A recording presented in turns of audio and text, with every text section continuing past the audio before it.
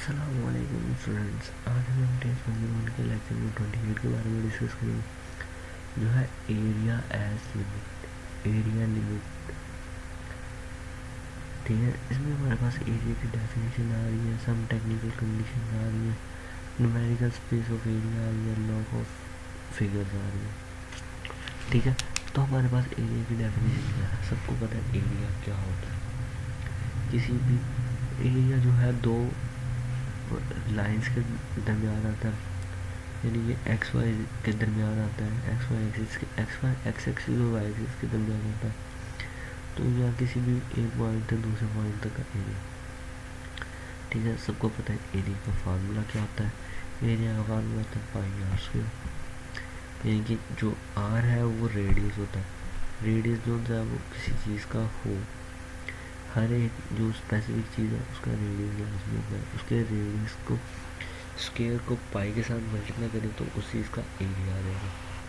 ठीक है, तो एरिया जो होता है डिफरेंट डिफरेंट पॉइंट्स पे होता है, डिफरेंट डिफरेंट टाइप होता है। इसमें हम एरिया के पढ़ेंगे, एरिया हमने कैसे कैसे पॉइंट करना और एरिया की क्या क्या रूल है और एरिया कैसे कैसे यूज़ कर, एरिया में एरिया कैसे हम निकाल सकते हैं। ठीक है, तो इसमें हमारे पास जो एरिया निकाल है ना, इस फिगर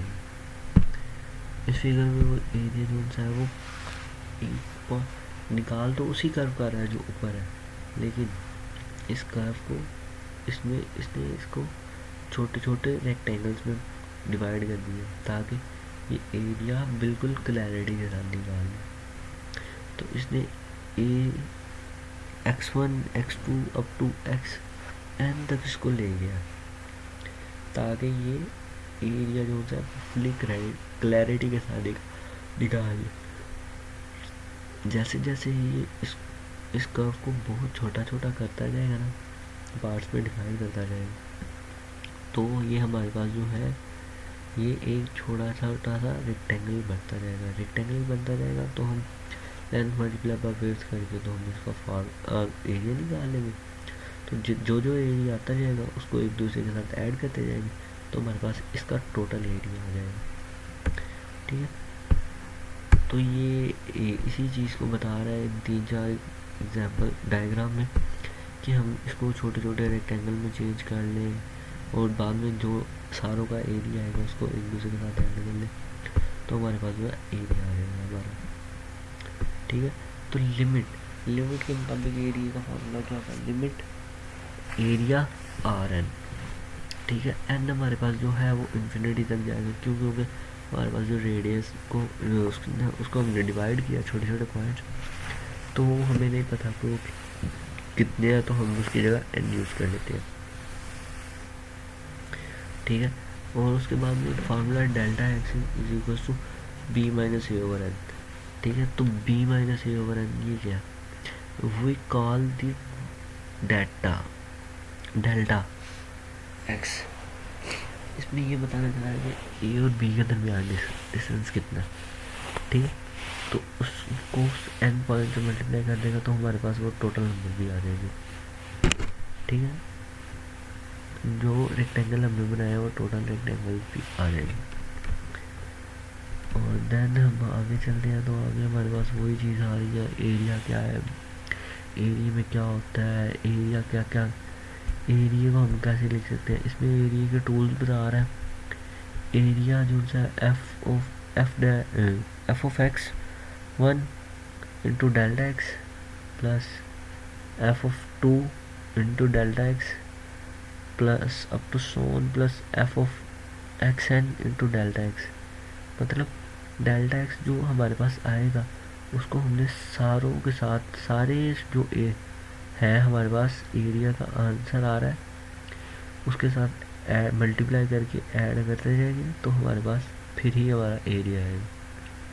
इसको हम इसकी बजाय किसी और तरीके से भी लिख सकते हैं, वो नीचे में इसने बता दिया कि सिग्मा में हम लिख सकते हैं, सिग्मा के approaches to 1, K is equal to 1 to X F of X के इंटू डेल्टा एक्स। ठीक है, तो इसको हम इस तरह भी लिख सकते हैं। सम टेक्निकल कंडीशन, इसकी टेक्निकल कंडीशन क्या होगी इसकी टेक्निकल कंडीशन कुछ भी नहीं है, ठीक है। ये एरिया, इसमें एरिया तो सिंपली एरिया है। ये हमारा चैप्टर जो सा है इतना इम्पोर्टेंट नहीं है, ना इतना फोकस करने वाला चैप्टर है। तो इसको जो सा है आपने सिर्फ इतना याद रखना है, एरिया क्या है, एरिया का फार्मूला क्या है और एरिया कैसे निकालते हैं, एरिया के लिए हमें क्या क्या चीज़ें रिक्वायर्ड होंगी, बस।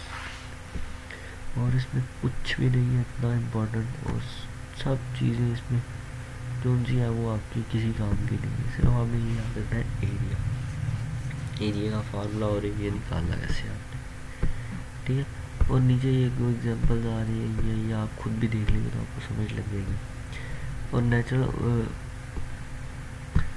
इसके बाद लास्ट पे आ जाते हैं numerical approximation of area, area का न्यूमेरिकल अप्रोक्सीमेशन। तो न्यूमेरिकल अप्रोक्सीमेशन को उसने टेबल बना दिया, उसने हमारे पास वाई दे दिया एक्स 9 माइनस एक्स की पावर 2, तो हमारे पास इंटरवल है 0 से 3, तो हम 0 से 3 यानी कि 0 और 3 हमारे पास इंटरवल है हमारा। और एन जोन सा है हमारे पास वो जाएगा 10, 20 एंड 50, ठीक है।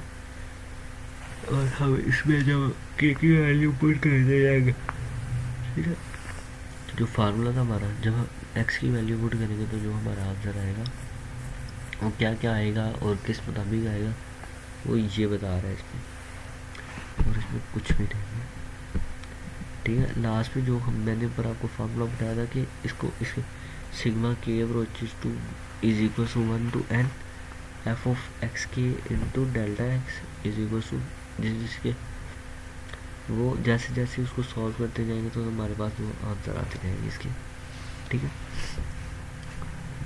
और इसमें कुछ भी नहीं है, इसने पॉइंट्स बताए हैं कि 10 के साथ ये आंसर आया है, 20 के साथ हमारे राइट हैंड पॉइंट का ये आंसर आ रहा है, लेफ्ट हैंड का ये आ रहा है और मिड का ये आ रहा है। 10 के साथ हमारे ये आंसर आया है, 20 के साथ ये आंसर आया है और 50 के साथ हमारे ये आंसर आया है, ठीक है। तो स्टूडेंट्स आज का लेक्चर हमारा यही खत्म होता है।